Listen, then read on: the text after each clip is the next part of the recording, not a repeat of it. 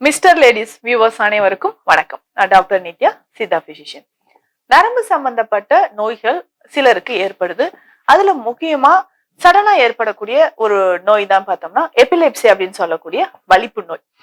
வலிப்பு அப்படின்னு சொல்லும்போது நம்ம எல்லாருக்குமே தெரியும், நிறைய படங்கள் எல்லாம் பார்த்திருப்போம். வலிப்பு வந்துடுச்சுனாவே சாவி கொத்த கையில கொடுங்க, இரும்ப கையில கொடுங்க, வெட்டி வெட்டி இழுக்கிறது, வாயில இருந்து நுர வர்றது, இப்படிதான் நம்ம பார்த்திருப்போம்.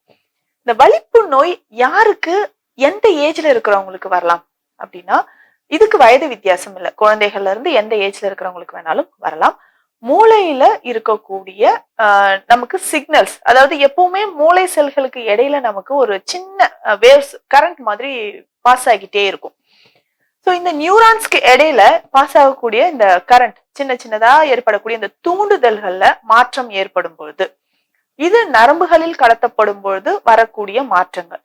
இதனால நம்ம உடல்ல எந்த பகுதியில வேணாலும் ஏற்படலாம். அதாவது நம்ம பிரெயின்ல எந்த இடத்துல நமக்கு அந்த பாதிப்பு ஏற்படுதோ, அந்த பிரெயின்ல இருக்கக்கூடிய அந்த ரீஜன் எங்க நம்ம பாடியில சப்ளை பண்ணுதோ அந்த இடத்துல நமக்கு வலிப்பு ஏற்பட வாய்ப்புகள் இருக்கு. பொதுவா இந்த வலிப்பு வந்து 2 டைப்ஸ், 2 வகைகள்ல ஏற்படுதுன்னு சொல்லலாம். ஒண்ணு அப்படின்னு பார்த்தோம்னா போக்கஸ்டு எபிலெப்சி, இன்னொன்னு ஜெனரலைஸ்டு எபிலெப்சி அப்படின்னு சொல்றோம். பொதுவா 60% நபர்களுக்கு இந்த போக்கஸ்டு எபிலெப்சி தான் ஏற்படுது.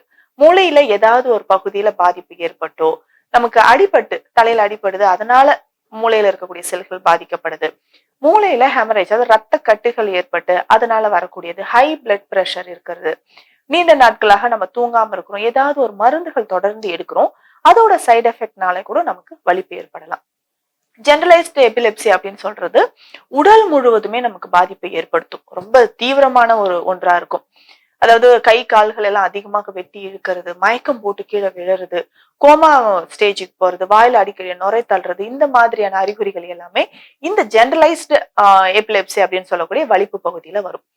பொதுவா ஜெனரலா நம்ம பார்த்தோம்னா வலிப்பு வர்றதுக்கு முன்னாடி சில அறிகுறிகள் நமக்கு தெரியும். அது வந்து ஆரா அப்படின்னு சொல்லுவோம்.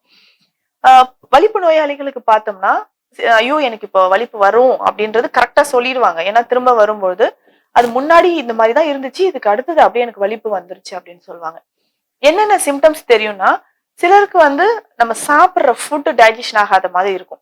வயிறுல அப்படியே திடீர்னு ஒரு சூடா இருக்கிற மாதிரி ஒரு சென்சேஷன் ஏற்படுறது, வயிற்றுல அதிகமா ஆசிட் செக்ரீஷன், வயிறு உப்புசமா இருக்கிறது, இந்த மாதிரியான சிம்டம்ஸ் எல்லாமே நமக்கு ஏற்படுறத பார்க்கலாம். வாமிட்டிங், சிலருக்கு வந்து வாமிட்டிங் வருது, தலை சுத்தல், தலையில வந்து நம்ம உடல்ல ஏதாவது ஒரு பக்கம் வந்து சில்லுன்னு ஆகுறது, வியர்வை வர்றது, அடிக்கடி பயம், என்ன ரீசன்னே இல்லாம ஒரு பயம் ஏற்படுறது, இந்த மாதிரியான சிம்டம்ஸ் வரும். அடுத்தது இன்னும் ஒரு சிலருக்கு பார்த்தோம்னா விஷன்ல, கண் பார்வையில என்னென்ன மாற்றங்கள்னா பார்த்துக்கிட்டே இருப்போம், திடீர்னு மங்களா தெரியுது, இல்ல கண் இருட்டிட்டு வருது, கண்ணை சுத்தி நமக்கு வந்து ஒரு பெயின் இருக்கு, இல்ல பின்மண்டையில வலி இருக்கு, இது எல்லாமே நமக்கு வந்து வலிப்பு வர்றதுக்கு முன்னாடி ஏற்படக்கூடிய சில அறிகுறிகள். இதை தாண்டி மனோ ரீதியாக சைக்காலஜிக்கலா என்ன நமக்கு வந்து வேரியேஷன் இருக்குன்னா, திடீர்னு கோவப்பட்டு கத்துறது, இல்ல திடீர்னு பயம், ஃபியர், ஆன்சைட்டி, காரணமே இல்லாம ஒரு டிப்ரெஷன், அடிக்கடி நெகட்டிவ் தாட்ஸ் வர்றது, இந்த மாதிரியான சைக்காலஜிக்கல் டிசார்டர் எல்லாமே ஏற்படுறதையும் பார்க்க முடியுது. இதை தொடர்ந்து அவங்களுக்கு வந்து வலிப்பானது ஏற்படலாம். பொதுவாக இந்த வலிப்பு இப்போ நம்ம கிளினிக்ல வந்து பார்த்தோம்னா மாதத்திற்கு குழந்தைகளோட எண்ணிக்கை வந்து அதிகமாக இருந்துட்டு இருக்கு. நிறைய பேரண்ட்ஸ் வந்து குழந்தைகளை கூட்டிட்டு வருவாங்க, அந்த குழந்தைகளை பார்க்க அவ்வளவு அழகா இருக்கிறாங்க, பட் இவங்களுக்கு வலிப்பு வருது. அந்த வீடியோ காட்டுவாங்க, வலிப்பு வரும்போது எடுத்த வீடியோ வந்து காட்டும் போது அந்த சின்ன குழந்தைகளுக்கு அந்த வலிப்பு வர்றதை பாக்குறதுக்கே ரொம்ப கஷ்டமா இருக்கும். கியூட்டா அந்த பேபிஸ் இருக்கும்போது அந்த வலிப்பு வரும்போது அவங்க படுற கஷ்டத்தை நம்மளால பார்க்க முடியாத மாதிரி இருக்கு. இந்த மாதிரி பார்த்தோம்னா அந்த பேரண்ட்ஸ் சொல்லும்போது, மேம் நல்லாதான் விளையாடிட்டு இருக்கான், திடீர்னு அம்மா எனக்கு வந்து வாய் கசக்குது, வாந்தி வருதுன்னு சொல்றான், உடனே சடனா வந்து கை கால் எல்லாம் வெட்டி இழுத்துருச்சுமா அப்படின்னு சொல்லுவாங்க. இரவு நேரத்துல பொதுவா எல்லாருமே சொல்லக்கூடிய விஷயம் என்னன்னா, இரவு 5 மணி, ஈவினிங் டைம்ல அந்த 5 மணிக்கு மேலதான் என் குழந்தைக்கு இது வரைக்கும் வந்தது எல்லாமே ஈவினிங் டைம்ல தான், நைட் டைம்ல தான் வருது, தூக்கத்துலதான் வருது அப்படின்னு சொல்லுவாங்க. இது எல்லாமே என்னன்னா, அந்த பிரெயின் செல்ஸ் எல்லாமே ரெஸ்ட் எடுக்கக்கூடிய நேரத்திலயோ இல்ல நம்ம தூக்கத்திலயும் ரொம்ப ஏதாவது ஓவரா திங்கிங் அதிகமா, இப்ப குழந்தைகளுக்கு கூட நிறைய டிப்ரெஷனை நம்ம பார்க்க முடியுது இல்லையா? சோ இதை காரணமாகவும் வைத்தும் இரவு நேரங்கள்ல வலிப்பானது வர ஆரம்பிக்கும். இதே அடல்ட்ஸா இருக்காங்கன்னா, அடல்ட்ஸா இருக்கும்போது சொல்லுவாங்க, லேடிஸ்க்கு பார்த்தோம்னா எனக்கு பீரியட்ஸ்க்கு முன்னாடி, மேம் பீரியட்ஸ் வரதுக்கு ஒரு 5 days 6 days முன்னாடி அந்த சிம்டம்ஸ் தெரியுது, உடனே நான் வந்து அலர்ட் ஆயிடுவேன், எனக்கு வர மாதிரி இருக்கு, இன்னும் 1 or 2 daysல நமக்கு இந்த எபிலெப்சி வரும், வலிப்பு வரும்னு சொல்லிட்டு நான் அலர்ட் ஆயிடுவேன் மேம், எனக்கு தெரியுது கரெக்டா அப்படின்னு சொல்லுவாங்க. ஜென்ஸுக்குமே இந்த மாதிரி சில அறிகுறிகள் வந்து சொல்லுவாங்க.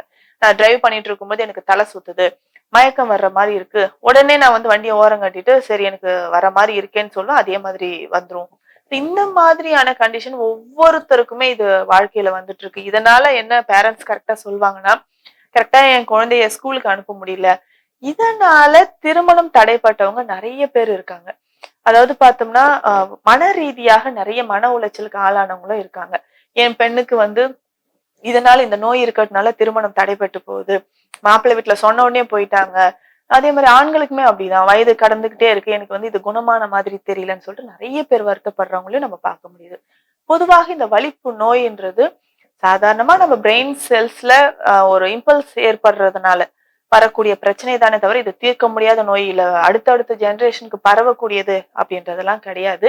எல்லாருமே என்னன்னா நம்ம அருகில் இருக்கிறவங்க, நம்ம வீட்டுல யாருக்காவது இந்த பிரச்சனை இருந்ததுன்னா சித்த மருந்துகள் எடுத்தோம்னா இதுக்கு முழு தீர்வுகள் நமக்கு கிடைக்கும். நிறைய குழந்தைகள், பெண்கள் எல்லாருமே இங்க வந்து முழுவதுமாக இதனால நிறைய பேர் கியூர் ஆயிருக்காங்க. ஸோ வாழ்க்கையில இதுக்கப்புறம் வந்து பார்த்தோம் நம்ம நிறைய பேர் கவுன்சிலிங் கொடுத்து நிச்சயமா அது மேரேஜ் பண்ணலாம் அப்படின்னு சொல்லி அதுக்கப்புறம் இப்ப நல்லா இருக்கவங்க நிறைய பேர் இருக்காங்க.